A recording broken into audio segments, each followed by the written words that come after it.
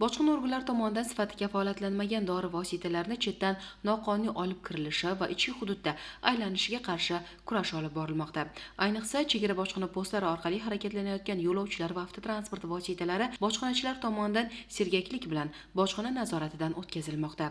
Biroq shunga qaramasdan ayrim kimsalar amaldagi qonunchilikni chetlab o'tib, mamlakatimizga sifati kafolatlanmagan dori vositalarini olib kirishga bo'lgan urinishlar uchramoqda. Yurtimizga qo'shni davlatdan kirib kelish uchun harakatlangan Chevrolet Lacetti rusumli avtotransport vositasi Jartepa chegara bojxona posti xodimlari tomonidan ko'zdan kechirildi. Jarayon davomida avtomashina yukxonasida hech qanday hujjatlar mavjud bo'lmagan hamda sifati kafolatlanmagan 2148 dona dori vositalari borligi aniqlandi.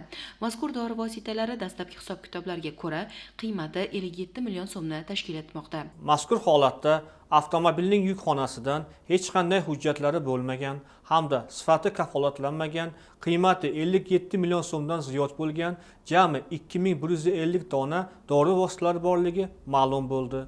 Hozirda holat yuzasidan bojxona organlari tomonidan tergovga qadar surishtiruv harakatlari olib borilmoqda.